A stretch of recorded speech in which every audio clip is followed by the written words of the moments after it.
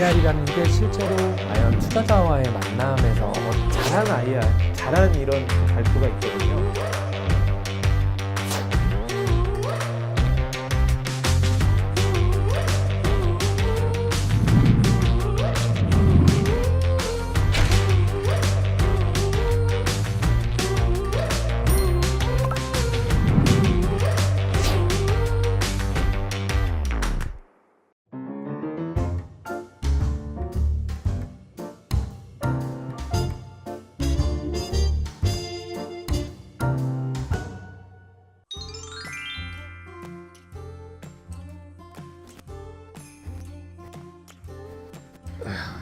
예, 안녕하세요. 저는 임팩트 스퀘어 도현명입니다. 오늘 심사 왔습니다.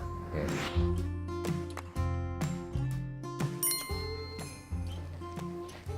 네. 예, 안녕하세요. 안녕하세요. 예. 날도 좋은데 이렇게. 성수가 엄청나게 변화하고 있는 것 그렇죠. 같아요. 많이 바뀌었죠. 네. 14년에 여기 처음 들어올 때만 해도 아무것도 없었는데. 안녕하세요. 안녕하세요. 네. 안녕하세요. 잘 계셨죠? 오랜만에 뵙습니다. 예, 같은 지역에 있는데. 예. 성수동에 있어도 이런 자리에서나 더 자주 보지. 맞아요. 오히려 나머지 시간 일하기 바빠요. 성수도 생각보다 넓더라고요. 네. 오늘 혹시 어떻게 참가 기업분들 좀 보고 계셨나요? 자료는 뭐 열심히 이렇게 봤는데 뭐든지 항상 자료만 봐서 알 수 없고 그렇죠. 실제 사람을 만나봐야 되는 거니까요. 그리고 지역 기업도 있고 해서 네, 맞아요. 기대도 되고 분야도 좀 구분이 좀 돼 있는 것 같아가지고 어떤 분들이실까 기대가 많이 됩니다. 투자할 수 있으면 제일 좋고요. 만약에 그게 아니더라도 생태계 안에서 연을 잘 이어갈 수 있는 좋은 기업을 만났으면 좋겠다 이런 생각하고 있습니다. 네, 저도 똑같이 투자로 이어졌으면 좋겠다. 좀 그런 생각을 하고 있어서 네. 혹시 하면서 이렇게 기대를 하고 있습니다. 그럼 전 반대로 얘기했다. 꼭 투자로 이루어지지 않더라도 의미 있는 사업을 좀 규모 있게 해 나가려고 하는 창업가들 만날 수 있으면 좋을 것 같고요. 오늘도 배우는 자세로 임하겠습니다. 네, 이제는 심사할 방으로 들어가시죠. 예, 네, 이동하겠습니다. 감사합니다. 네. 네.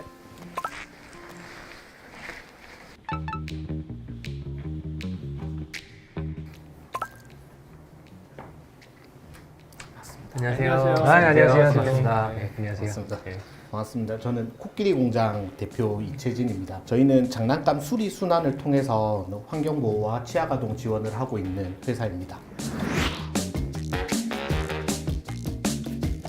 저희는 고장나거나 사용하지 않는 장난감을 수리 소독해서 온전하게 만드는 일을 합니다. 온전해진 장난감은 치아가동의 인지와 신체 발달 지원을 위해서 전달하고 있습니다. 저는 아동학을 공부하고 아동복지시설에서 오랫동안 일했습니다. 제가 접한 그 장난감과 관련된 사회 문제는 3가지 정도였습니다. 첫째는 장난감을 수리해주는 시스템과 네트워크가 없다라는 것이었습니다. 장난감이 고장나면 수리가 불가하고 폐기를 해서 환경오염을 일으키거나 재구입을 해야 돼서 아동기관에는 운영비를, 아이 키우는 가정에는 육아비를 추가로 부담하는 상황이었습니다. 두 번째는 저소득 가정 쪽에서는 장난감을 가지지 못하는 그런 차별적인 문제가 있었습니다. 세 번째는 장난감이 독합물질로 구성이 되어 있다 보니까 거의 100% 폐기물로 버려지고 있습니다. 이 문제를 해결하려면 우선은 장난감을 수리하는 그런 시스템과 네트워크를 만들어내는 게 1번이었습니다. 두 번째는 더 이상 재사용이 불가능한 장난감을 업사이클링 하는 게 두 번째 방법이라고 생각했습니다. 저희는 안정적인 수익 구조로도 만들어내야 했고 순환도 이끌어내야 했기 때문에 장난감을 가장 많이 가지고 있는 아동복지시설을 대상으로 비즈니스 모델을 만들었습니다. 저희가 만들어낸 비즈니스 모델은 아이들에게 특화된 아동기관 관리 서비스란 걸 만들었습니다.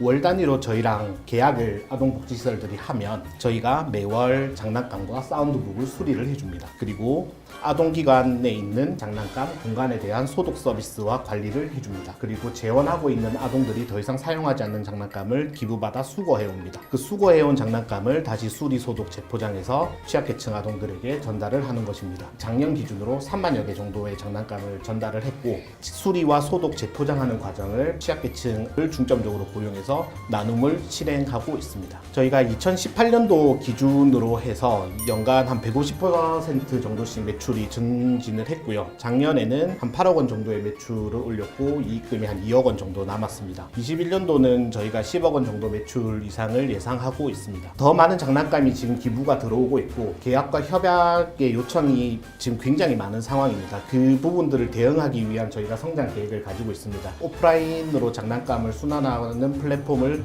10억 정도 투자해서 구축할 예정이고요. 온라인 시스템을 지금 구축하고 있습니다. 그리고 외부 투자를 저희가 받아내서 적극적인 영업 마케팅을 통해서 수익을 증가시킬 계획입니다. 그리고 아동복지시설에서 사용하고 있는 그 위생용품이나 아동용품들을 저희 브랜드를 씌워서 판매할 계획을 가지고 있습니다. 저희가 2025년도까지의 매출 목표를 잡고 있는데요. 장난감 관리와 수리와 폐기까지 해주는 거를 기반으로 한 턴키 납품의 형태로 4만여 개 있는 아동복지시설 중 10% 정도 계약을 목표로 잡고 있고 연간 250억 정도 매출이 가능할 것으로 추정을 합니다. 그리고 기존에 메인으로 하고 있는 아동기관 관리 서비스를 소셜 프랜차이즈화 형식으로 저희가 확장을 해서 매월 5억 원 이상의 매출이 가능하다고 추정을 하고 있습니다. 그리고 장난감 순환 플랫폼을 온라인으로 만들어서 아동에 적합한 그런 제품이나 그리고 중고품을 통해서 160억 정도의 매출을 계획하고 있습니다.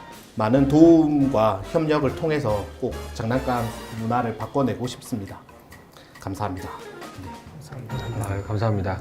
함이 운동식으로 시작하신 걸 비즈니스로 좀 잘 디벨롭을 하신 것 같아요. 몇 년간을 버티고 유지하기가 쉽지 않았을 텐데 그 진정성을 갖고 쭉 하시다 보니까 시장 기회를 잘 보신 거라고 일단 보이고 이후 성장 가능성도 꽤 높겠다. 일단은 그냥 궁금한 게요. 어떻게 해서 이런 사업을 시작하게 되셨는지. 아동복지를 하는 사람 중에 남자가 0.1% 정도 있다고 합니다. 울산에는 저 혼자 있었습니다. 그러다 보니 굉장히 힘을 쓰는 일을 저한테 많이 시켰습니다. 그 일 중에 하나가 장난감을 지자체가 대량으로 사서 대여해주는 사업이었습니다. 그것을 저가 울산에서 처음으로 맡아서 운영을 했었고 그 장난감 대여를 하다 보니 고장이 너무 많이 났고 이거를 세금으로 사서 빌려주고 있는 복지 사업인데 다시 빌려주지 못하는 거에 대한 안타까움을 제가 가지고 있었고 장난감 제조회사를 다 리스트업을 해보니 전화를 다 돌렸습니다. 수리를 해주는 곳이 한 5% 정도 안팎이더라고요. 혹은 수리를 만약에 맡기더라도 금액이 많이 들고 새 제품으로 결국에 바꿔주는 행위들이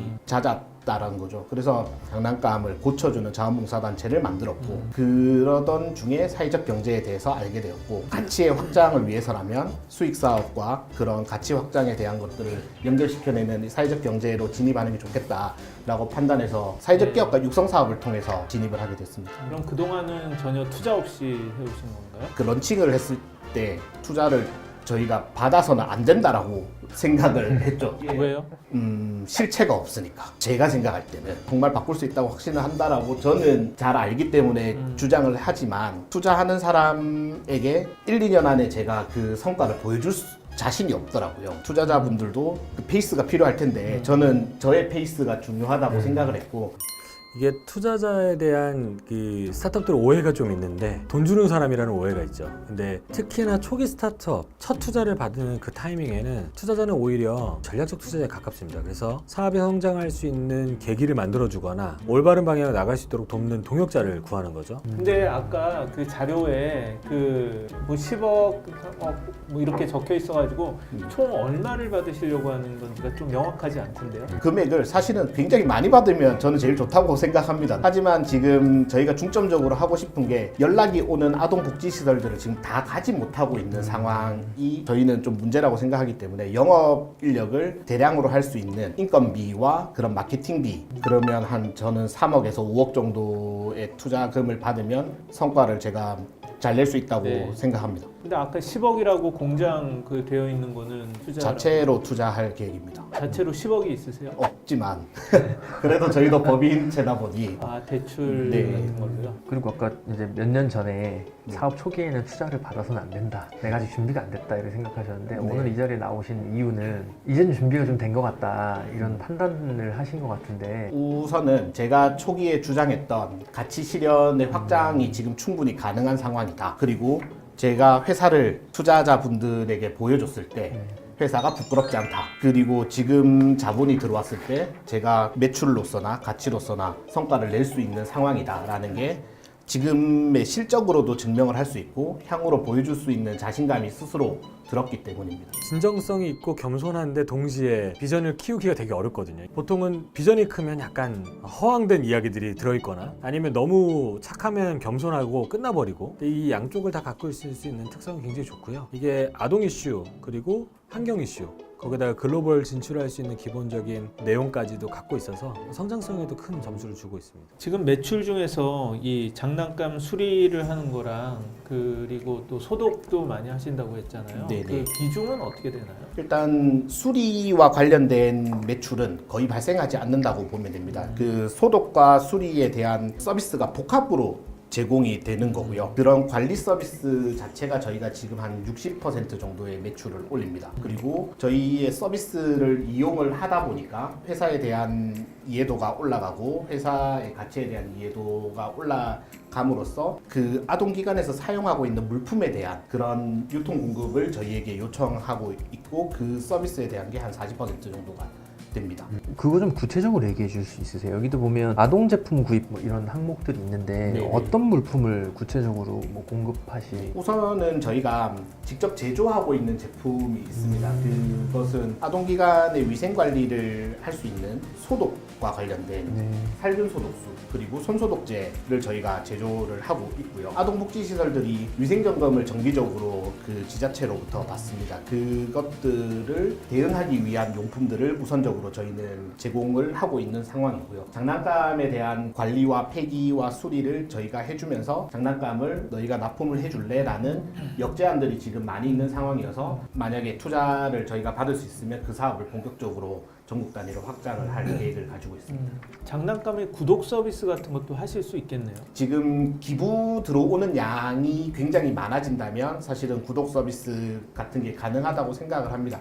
하지만 이게 장난감의 금액이나 여러 가지 것들을 제가 고려해 봤을 때는 그냥 취약 아동들이나 일반 아동들에게 판매를 하거나 제공을 하는 게 환경적인 가치라던가 혹은 사회적 가치가 훨씬 더 높다라고 저는 생각을 하기에 구독과 관련된 게 비즈니스적으로 가능은 하지만 저는 그냥 판매나 무상 제공을 하는 게 더 낫다고 개인 판단을 하고 있습니다. 창업가들 많이 만나보면 그 다 성향 차이가 있는데 이렇게 자기가 할 수 없을 것 같은 거라든지 약간 부풀리는 것 같은 경우는 아예 얘기를 안 하시는 분들도 있어요. 예, 근데 너무 그러면은 또 이 사업을 펼칠 수 있는 가능성을 그렇게 크게는 얘기 못 해주는 것 같아서 저는 그 좀 밸런스가 필요하다는 생각이 드는데 조금은 좀 그 겸손하게 한 것 같다는 그런 인상이 약간 있었습니다. 이런 스타트업의 가치는 어떻게 보면 IT 시스템화하고 플랫폼으로 만들고 그렇게 하느냐에 또 많이 달려있다라고 생각을 하는데요.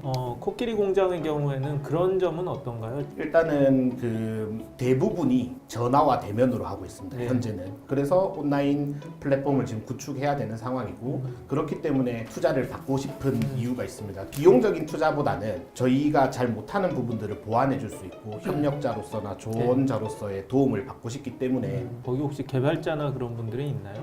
개발자는 현재 내부에는 없고 알고리즘을 석사까지 한 친구가 있기는 있어서 개발을 지금 맡겨놓은 상황인데 하지만 직접 개발을 하고 있지는 않습니다. 고객 분포는 어떻게 되나요? 일단 관리 서비스와 관련된 거는 대부분 울산, 부산, 대구에 중점으로 있는 상황이고요. 장난감을 기부해주거나 혹은 물품에 대해서 저희에게 구입을 하고 싶어하는 곳은 전국 단위로 있습니다.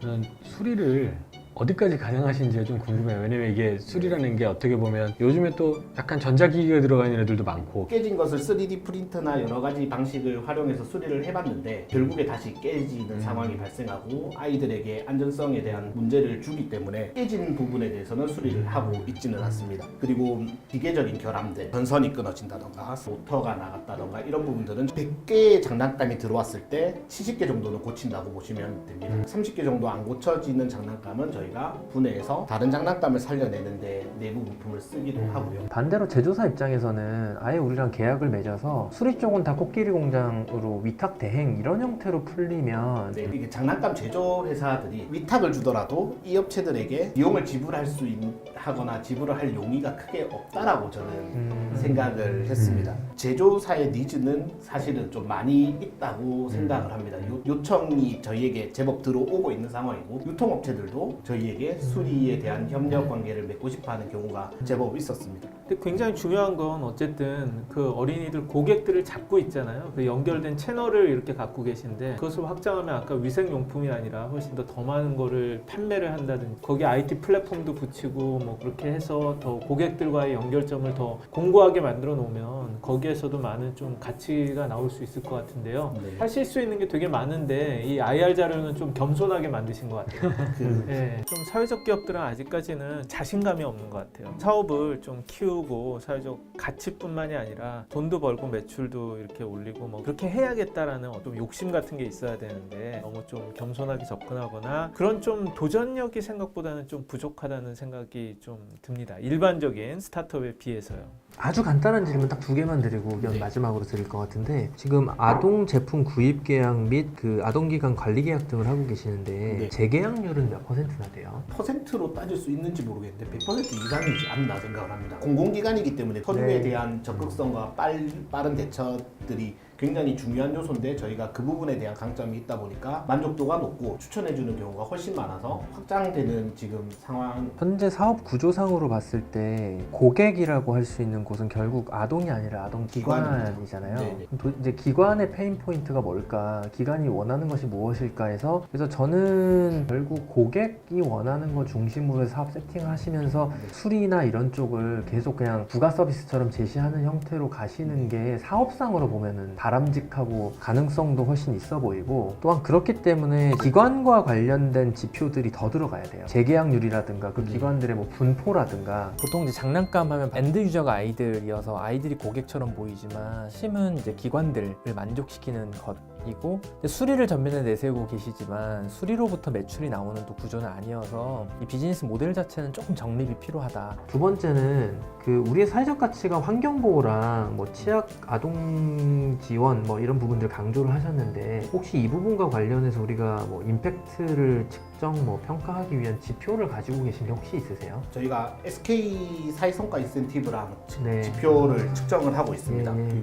그 환경적인 지표는 현재 측정을 저희가 하고 있지는 않고 장난감 순환을 해서 나눔을 하는 행위에 대한 사회적 가치만 측정을 하고 있습니다. 일단 환경적 가치 관련해서도 뭐 쓰레기가 될 뻔한 것들을 재활용하면서 생기는 사회적 가치가 있어요 라고 얘기하셨는데 그럼에도 불구하고 결국은 다 폐기가 될 거라는 거죠. 그러면 어차피 폐기될 이제 장난감들의 사용 연한을 늘리는 거고 우리가 인정해야 될 사회적 가치는 그 부분일 건데 이제 그런 부분들을 좀 더 우리가 이제 사회적 가치를 이런 식으로 날카롭게 보고 있다 강조가 되었더라면 사회적 가치 부분에서도 굉장히 준비가 되어 있구나 이런 생각이 들었을 텐데 좀 아쉬워서 좀 질문을 드리게 됐고요. 항상 이 투자를 할 때 제일 중요한 게 있어요. 네. 그거 마지막으로 저 여쭤보고 싶은데 한 3억에서 네. 5억 정도 투자를 받는다고 말씀을 하셨는데 네네. 네, 그러면 회사의 가치를 어느 정도로 보세요? 저희 회사의 네, 가치는 네. 그 투자를 받기 위한 회사의 가치. 당장 현재의 가치 말씀이신 거죠? 네. 50억 정도 되지 않을까 네, 개인적으로 생각하고 있습니다. 네. 네. 네, 네. 알겠습니다. 알겠습니다.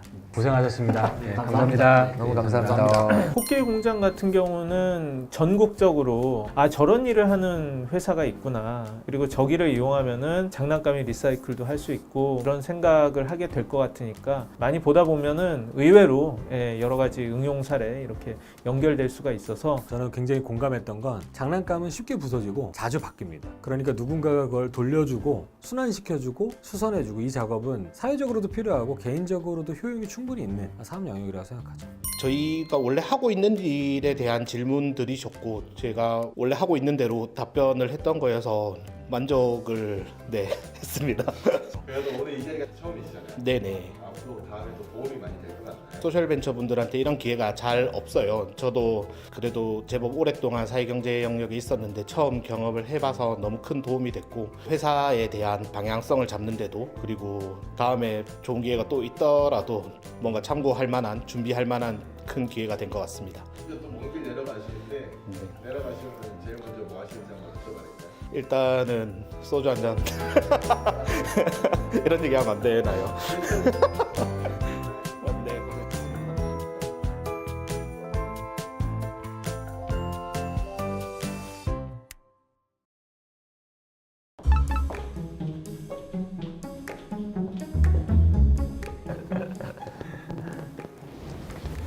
안녕하세요. 안녕하세요. 안녕하세요. 저희는 장애인 재택근무 시스템과 환경을 만드는 회사 V드림입니다.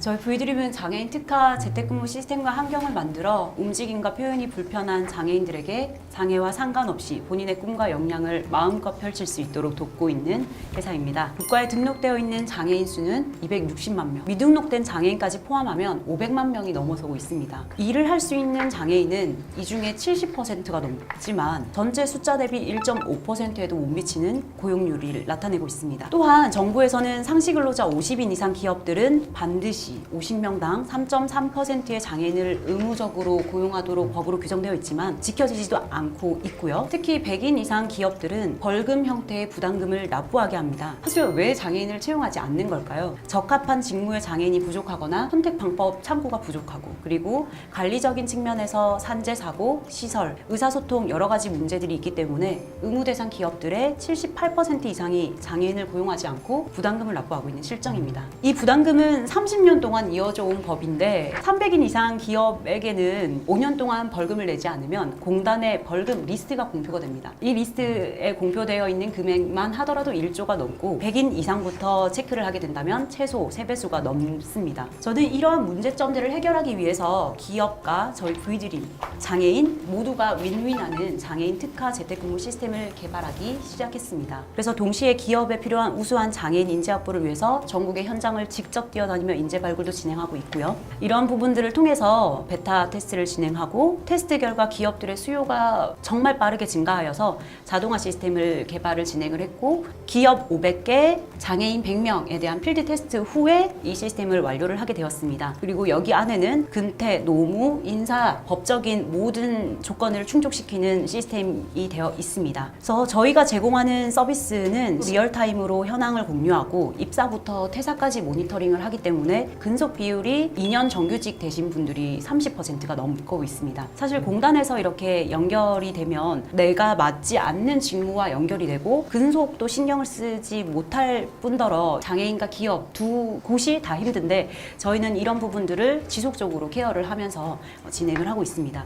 기업들이 저희 시스템 비용을 주고 장애인한테 월급을 주고 하더라도 최대 70%가 세이브 되기 때문에 안 할 이유가 없다. 그래서 미팅 후 체결률이 굉장히 높다라고 보시면 될 것 같습니다. 저희는 이때까지는 사실 이삭죽기 형태로 영업을 했었던 것 같습니다. 여기에서 벗어나 대대적인 마케팅과 공신력을 얻는 한 해로서 급격한 장애인 고용을 통해서 매출을 증진을 시키려고 합니다. 2021년도는 누적으로 저희가 10,000명을 잡았습니다. 부산시만 하더라도 장애인이 20만 명이 있고 인천시만 하더라도 장애인 인구가 14만 명입니다. 그래서 지속적으로 우리가 시범 사업을 진행을 해보자. 그리고 저희가 가지고 있는 30만 명을 에어클래스로 1인당 3만 원에 대한 교육비를 저희가 선투자를 하고 계속 교육을 진행을 하고 있기 때문에 연평균 인원은 저희가 4,500명으로 잡았습니다. 저희가 지금 현재 재택근무 시스템으로 시작을 했지만 나중에는 장애인들에 대한 모든 커뮤니티 플랫폼을 저희가 기획을 하고 있습니다. 장애인 취업 시장 규모는 3조 6천억 정도고 장애인 사무 환경 및 국내 시장만 하더라도 7조 2천억이 넘습니다. 미국, 독일, 프랑스, 일본도 마찬가지로 장애인 고용법이 있습니다만 장애인 고용률이 실 떨어지고 있습니다. 그래서 글로벌로도 저희가 진출을 해서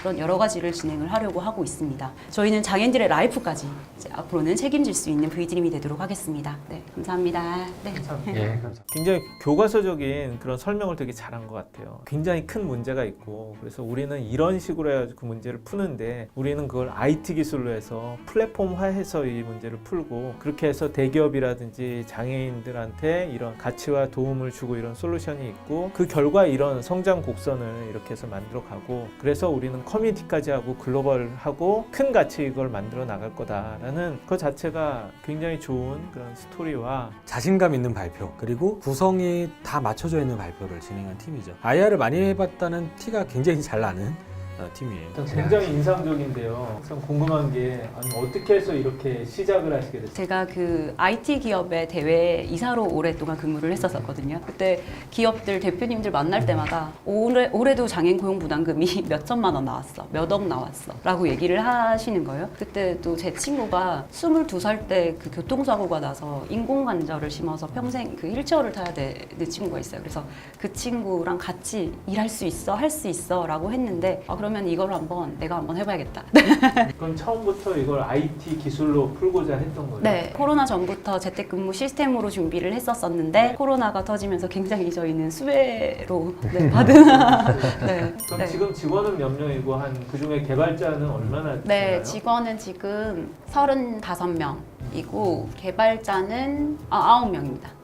마지막에 얼마를 투자 유치하시는지 그거는 없는데 네. 저희 이번에는 신주 50억, 구주 20억 정도를 생각을 하고 있고 아예 못 따라오게 격차를 벌이자. 그런 기술 이전이든 장애 유형별에 들어가는 그런 시스템 고도화 작업들을 저희가 진행을 할 거고 이 커뮤니티 플랫폼과 관련돼서 대대적인 홍보를 진행을 할 거예요. 경쟁사가 많은가요? 아니요, 못 없습니다. 따라오게라고 하셨잖아요. 장애인이 취업 시장하면 시급 1,000원, 2,000원 이렇게 해서 표준 사업장에서 그냥 임가공 형태 또 협단체에서도 그냥 정부 보조금을 받아서 그런 것들을 했었기 때문에 이 시스템을 만들어서 진짜 유형별에 맞는 접근성 기능을 넣는 거는 지금 없습니다. HR 사스 네. 회사들이 되게 많은데요. 네.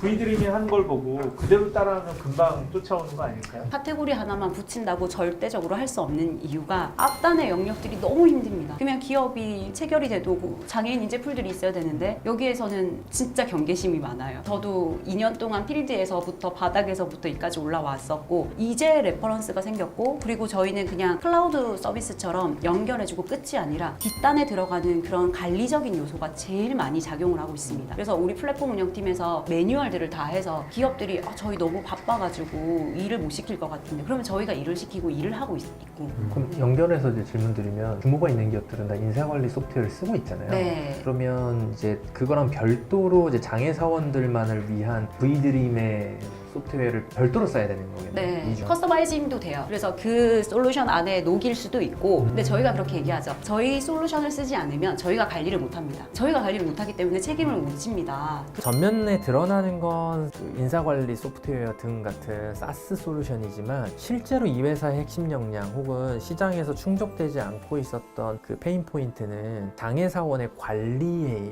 있었던 걸로 보이고 대표님이 그 지점을 되게 적확하게 짚어내셔서 이 니치 마켓을 보고 서비스화를 정말 잘 하셨구나. 조금 저도 연결해서 질문을 드리면 보통 어떤 직무로 네. 배치가 되나요? 사실 장애 유형이 15가지 장애 유형이 있는데 우리도 조금 오해를 하고 있는 부분이 뇌병변 장애는 지적 장애가 아니에요. 몸만 비틀려 있다 뿐이지 비장애인이랑 똑같아서 컴퓨터 개발을 하고 몸만 느리다 뿐이에요. 그래서 개발을 하고 웹 디자인을 하고 마케팅을 하고 실제 200여 가지 직무를 부여받아서 일을 하고 있습니다. 그래서 계속해서 그쪽에서 먼저 오히려 저희한테 연락이 오셔서 기업체에서도 저희는 도와주세요 이렇게의 영업이 아니라 이런 직구는 이런 직무가 맞고 이런 장애 유형이 맞고 V드림이 갖고 있는 아주 특징적이고 의미 있는 영역은 그거를 규모화할 수 있다는 거죠. 내가 직접 고용을 하는 회사들이 100명 고용한다 대단한 일이죠. 근데 V드림이 일으킬 수 있는 고용 효과는 물론 그분의 뜻대로 이뤄지면 몇십만 명, 몇백만 명이 되는 거고 지금도 벌써 몇백 명 되어 있잖아요. 그러니까 이렇게 규모화가 가능한 영역들의 소셜벤처는 아주 잘 맞는 특징을 갖고 있죠.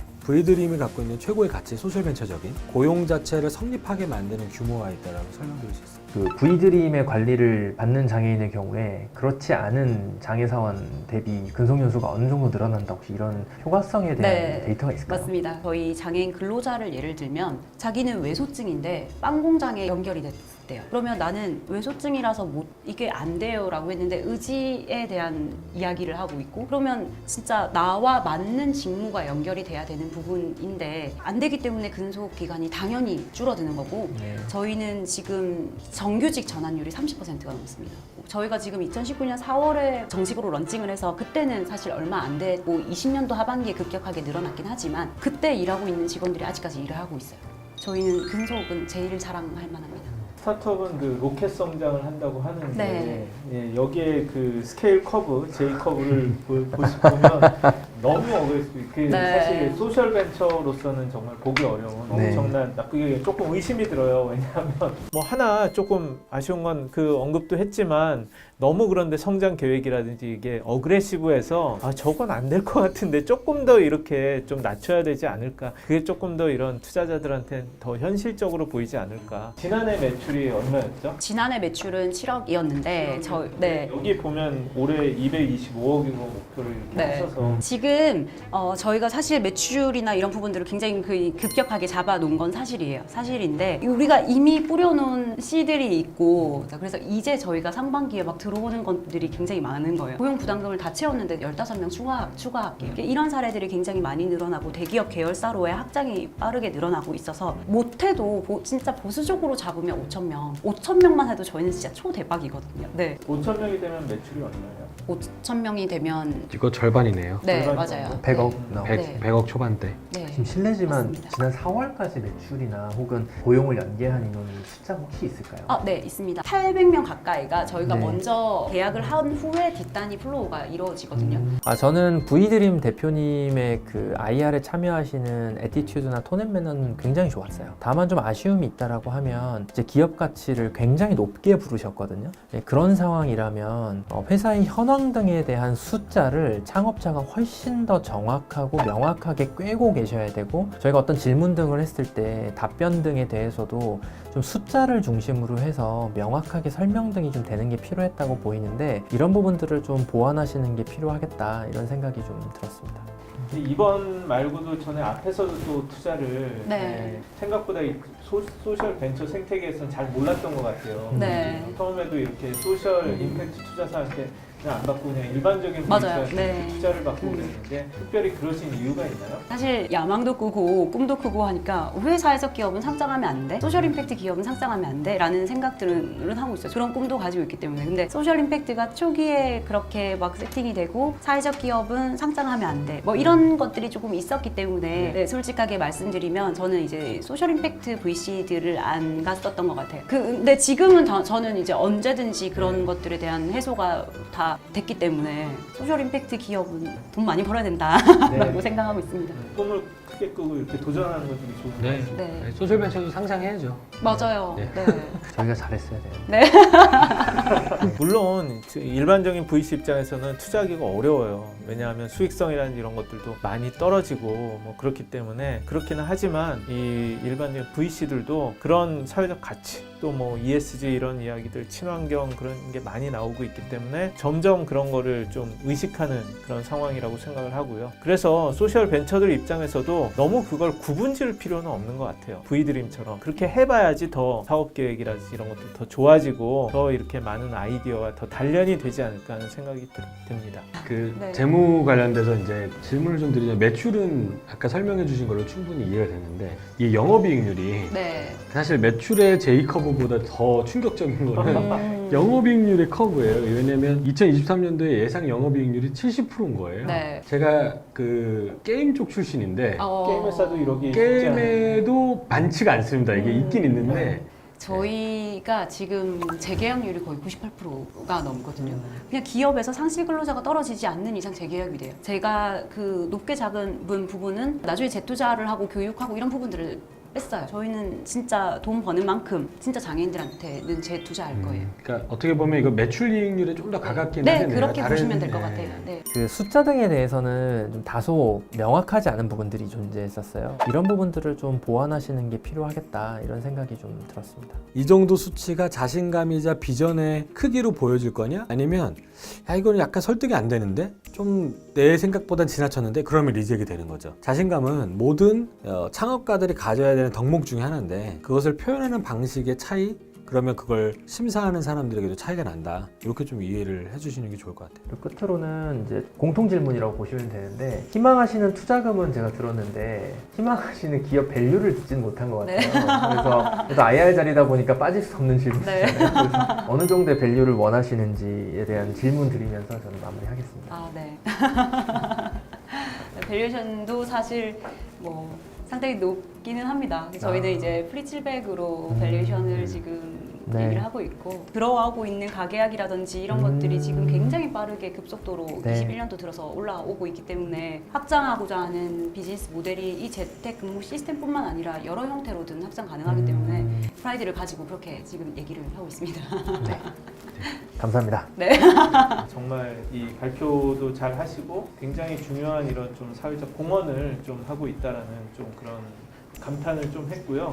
근데 굉장히 어그레시브하신 건 좋은데 하여튼 이 제이커브가 너무 지나치게 이렇게 공격적인 게 아닐까. 조금 더 이게 좀 목표를 현실적으로 해가지고 좀 가는 게 저는 맞지 않을까 하는 생각은 조금 있어요. 저도 상혁 대표님이 마지막 코멘트 하셨던 거랑 비슷한 느낌인데 이해관계자가 굉장히 접점이 넓은 비즈니스를 하고 계시는 거예요. 기업도 있고 장애사원 있고 장애사원과 관련된 정부 부처 있고 장애사원 부모님이 당연히 있죠. 이 다양한 이해관계자가 결국 다수가 되면 변수가 생기고 변수가 확장되거든요. 특정 캐파가 넘어서는 순간부터 관리가 되려면 리스크 매니징을 지금부터 좀 잘 다져 놓으셔야 나중에 문제가 생겼을 때 우리에게 문제가 되지 않을 수 있도록 할 수 있다는 생각이 들어서 지금 해주신 말씀 너무 감사하게 잘 받아들여서 더 많이 성장하겠습니다.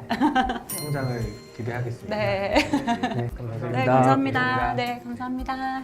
V드림은 이번에 있었던 팀들 중에서 가장 자신감 있는 발표 그리고 구성이 다 맞춰져 있는 발표를 진행한 팀이죠. V드림 같은 경우는 장애인들을 좀 고용하고 재택근무로 이렇게 할 수 있다는 것을 모르는 곳들이 많을 거 아니에요. 그래서 그런 기업들한테 굉장히 많이 노출이 되다 보면 계속해서 거기는 기회가 이렇게 올 것 같고요. 오늘 그 IR 룸에서의 여러 대화 등을 통해서 상당히 가능성이 높은 회사다. 그리고 이런 회사가 좀 필요하겠구나라는 생각도 들었고 팀이 여러 부분에서 준비가 되어 있구나라는 생각도 들었습니다. 또 투자사 대표님들께서 이렇게 멘토해 주시는 부분이 너무 도움 많이 됐습니다. 그래서 회사가 성장할 수 있을 때 밑거름이 될 수 있을 것 같습니다. 하셨으니까 또 하고 싶으신 게 제일 먼저 하고 싶으신 게 있으신가요? 제일 먼저 하고 싶고 통닭 먹고 싶어. 네, 감사합니다.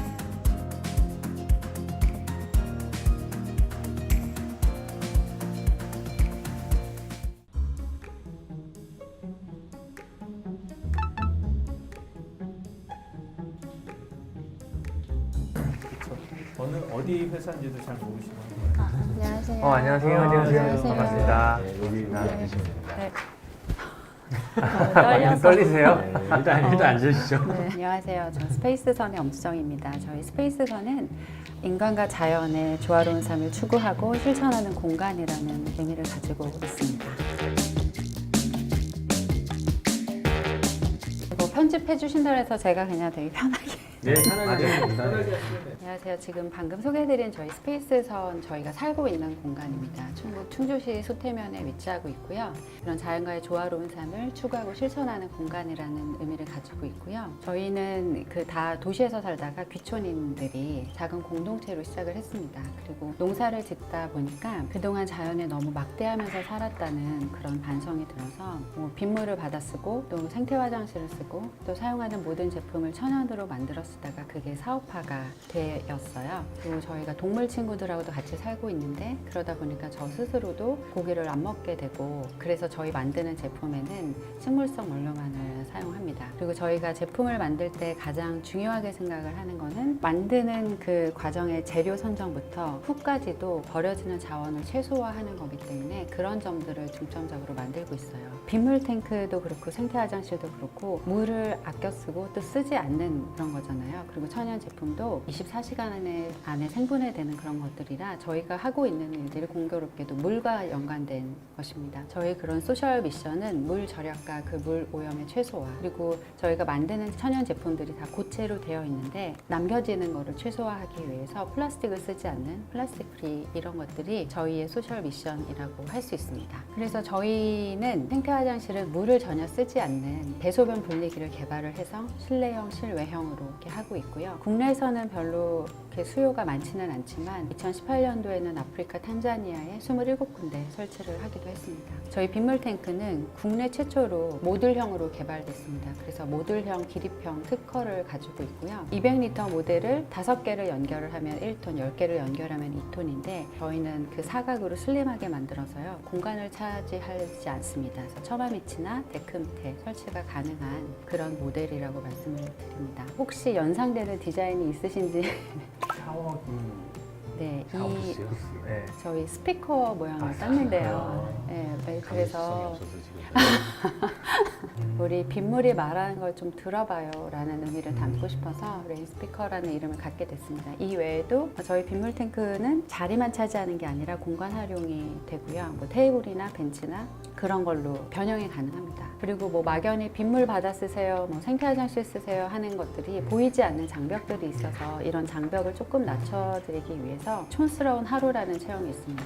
기회 되시면 한번 놀러와 주시기 네, 이 중에 저희 그 천연 제품들은 뭐 샴푸바, 샤워바, 주방 비누 등은 다 고체로 되어 있는데요.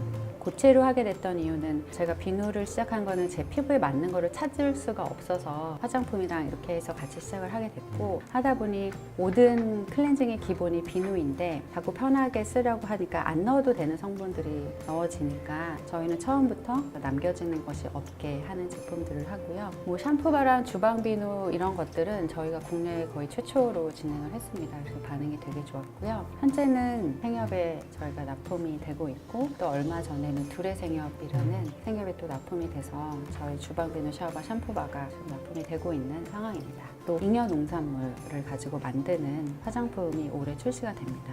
그리고 이 코코밤은 코 보습밤인데 이거는 코 속을 촉촉하게 하는 뭐 비염이나 알러지 있으신 분들이 바르시면 좋은 거고, 이거는 아이콥에 저희가 입점이 됐고요. 그래서 저희는 이런 일들을 그냥 조금씩 하면서 2019년도에 해외 진출을 이렇게 하다가 작년에 이제 다 막힌 상태고요.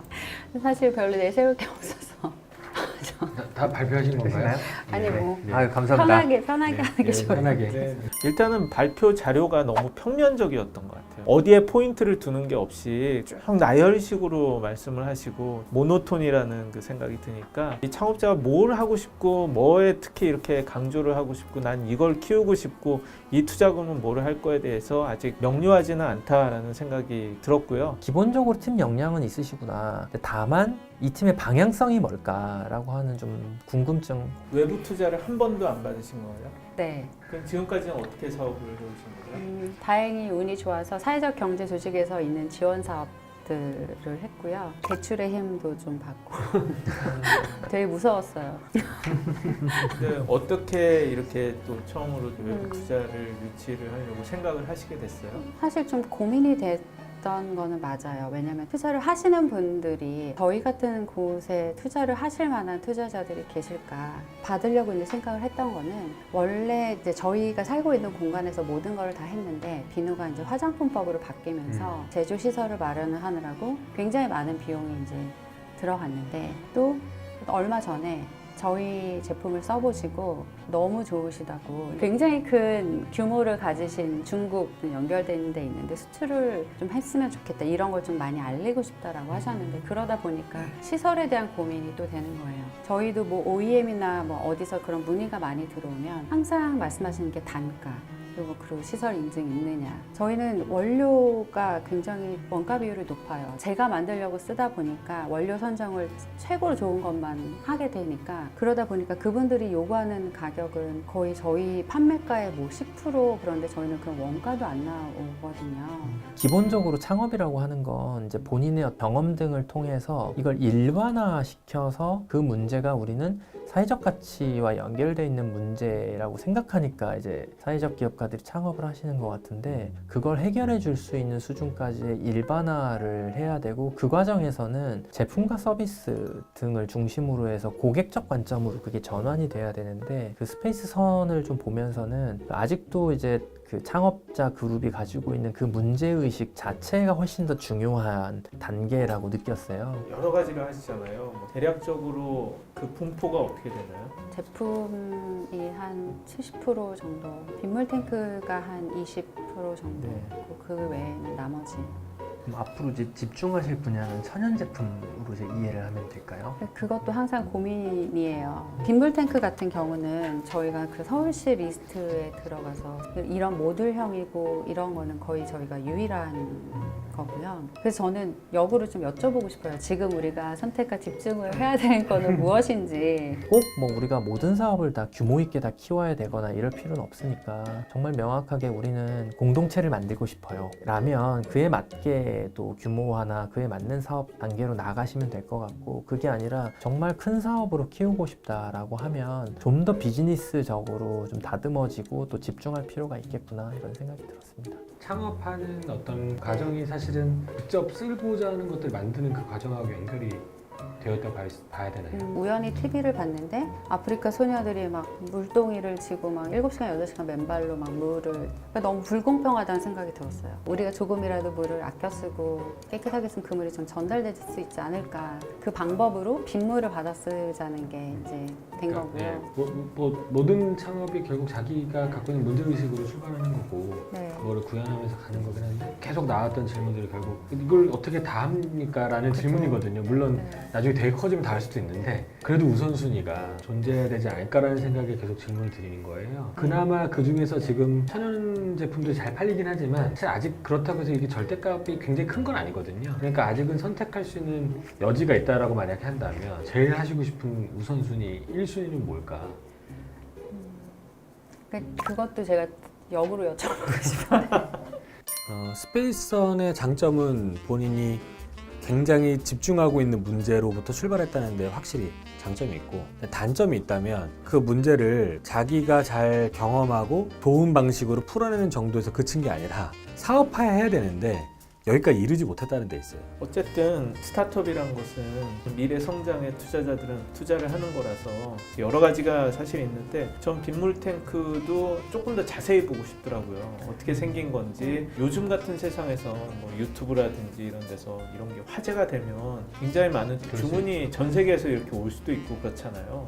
그럼 가능성 있는 제품이 아닐까? 어떻게 보면 천연 제품은 굉장히 많은데 빗물 탱크는 굉장히 유니크한 상품이 될 수도 있으니까, 그런 이 성장의 가능성과 이런 것들을 투자자들한테 잘 설명을 하시고, 지금까지 어떤 식으로 해서 얼마나 파셨는데 이걸 이렇게 하면은 글로벌하게 팔 수 있을 것 같으니까 이 정도의 투자금을 받아서 이렇게 하겠습니다 라고 이렇게 하시면은 훨씬 더 좀 설득력이 있을 것 같아요. 사실 저희 빗물 탱크와 생태 화장실로 가지고 제가 만들고 싶은 모델은 DIY용이에요. 아이케아 가구처럼 주문해서 자기가 알아서 설치하게. 좀 그게 더 대중적으로 되지 않을까. 그러면 그렇게 말씀하신 부분들이 해결될 수 있어요. 그러니까 지금은 스케일이 안 되는 비즈니스 모델이잖아요. 그러면 그거를 지금 말씀하신 것처럼 투자금을 받아서 이런 키트로 만들어 가지고, 그러면은 이 배송도 쉽고, 그렇게 해서 글로벌 쇼핑도 되고, 그렇게 해서 뭐 전 세계 어디서나 필요한 데 이렇게 하고 라고 하면은 되게 매력적일 것 같은데요. 지금의 설명은 굉장히 평면적으로만 이렇게 설명을 하시니까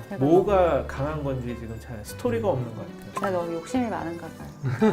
저는 스페이스선은 오히려 그냥 이런 친환경, 레저, 이런 좀 다른 삶을 꿈꾸는 뭐 MZ세대라든지 이런 사람들한테 더 노출이 많이 돼야 되지 않을까. 오늘 평생 처음 하신 거잖아요. 네. 그동안의 스토리텔링이 강의용이거나 아니면 사회적 경제에서 사례를 소개하는 용이거나와는 되게 다르게, IR은 결국에는 비전을 보여줘야 되고 이렇게 성장할 수 있는 시스테믹한 준비가 되어 있습니다라는 내용과 숫자가 논리 구조와 함께 필요하거든요. 그래서 진짜 빗물 탱크를 전 세계 넘버1 브랜드 만들어 보겠다. 그 요소들이 조금 더 준비되면 뭐 두 번째 IR, 세 번째 IR 진행하시면서 훨씬 더 잘 전달하실 수 있을 것 같다는 생각이 들어요. 어떻게 보면은 스페이스선은 내부적으로 잘 구성되어 있는데 요 티핑 포인트를 넘어가는 과정이라고 보여지고요. 굉장히 많은 사회적 기업들이 요 포인트에 와 있습니다. 어떻게 이걸 시장에서 펼칠 것인가에 대한 고민을 좀 분명하게 지금 부러뜨리고 넘어가시면 좋은 기업이 될 수 있다고 생각해요. 또 고민되는 것들이 되게 많은데, 그 제가 주변에 투자 받으신 분이 표현하시기를 약간 뭐 시어머니가 2분 정도 더 생긴 느낌이라고 그런 말씀을 하시더라고요. 같은 편이 되는 사람들을 더 많이 확보하는 거라고 생각을 하시면 돼요. 사실은 뭐 투자도 투자지만 이렇게 정말 업계에 막 이런 분들이니까 지금 말씀해주신 부분들이 사실 되게 진짜 그 선택과 집중을 잘 해야겠다. 그리고 빗물 탱크는 너무 지자체랑만 하다 보니까 항상 그냥 일정한 북이었었는데 저희만의 독보적인 그런 또 아이템이 될 수 있겠다라는 생각도 이제 다시 들고 해서 좋습니다. 네. 다시 힘을 또 제가 그러니까 투자자들은요, 이렇게 만나면 어떤 창업자가 뭐에 미친 사람을 좋아해요. 이걸로 뭐 끝을 보겠다. 그래서 이 사람한테 돈을 주고 밀어만 주면은 뭔가 해낼 수 있을 것 같다라는 그런 느낌이 와야지 투자를 하는 거거든요. 그렇게 하면서 그걸 어떻게 하면 또 스케일을 할 수가 있냐. 투자자는 규모가 중요하죠. 소셜벤처가 필요한 이유에도 규모화가 있고 사회 문제가 커지니까 솔루션도 커져야 되는 거죠. 투자자는 지금 있는 것보다 10배가 커질 거라고 생각하기 때문에 그것에 투자해주는 사람이니까 결국 규모화가 되지 않으면 투자보다는 다른 자금 조달 수단이 많습니다. 대출도 있고 지원금도 있고. 근데 굳이 투자를 받으시려면 당연히 투자자가 원하는 스케일업 곡선들을 그려오실 필요가 있는 거예요. 그래서 대표님은 투자를 네. 얼마가 필요하신 거예요? 맞은 제조 시설을 좀 안정되게 하고 싶어서 저희가 요새 근처가 요즘 많이 네. 땅값이 올라가지고 그래서 한 20억 정도는 제가 또 공통 질문 드리겠습니다. 그래서 네. 기업 가치는 얼마로 보세요? 우리 회사의 가치는 저희는 지금 아직 보여지는 거는 사실은 없겠지만 여태까지 왔던 그런 발걸음 그리고 앞으로 나아갈 때 거는 계속 갈 거기 때문에 사실 돈으로 환산하기는 되게 어려워요. 하지만 제가 정말 평생 한다는 가정하에 1,000억 이상의 가치도 있다고 생각해요.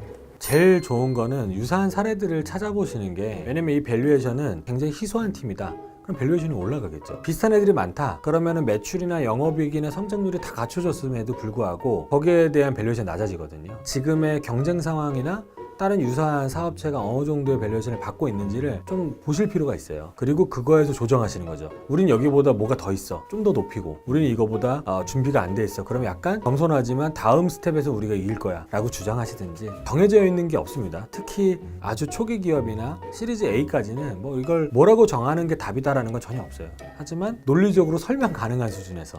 저는 오늘 대표님 말씀 중에서 지속 가능성 이런 표현들이 많이 와닿았고요. 앞으로 이 작업을 쭉 해 나가실 거에 대해서는 믿어 의심치 않는데 이걸 어디까지 키우실 건지에 대해서는 생각해 봐야 될 것 같아요. 심지어 코로나임에도 불구하고 생협의 물건을 납품하셨다는 건 기본적으로 제품력에 대해서는 인정을 받으셨다는 걸로 제가 봐도 무방할 것 같고, 매출 한번 못 내본 창업가들이 정말 많기 때문에, 근데 과연 우리가 만들고 싶은 회사가 작은 공동체를 만들고 이 공동체가 지속 가능하기 위해서 비즈니스라는 걸 수단으로 쓰실 건지, 우리는 이 공동체를 유지하고 지키고 싶다 이런 것이라면 저는 지금 이 사업 구조가 문제라고 보이진 않아요.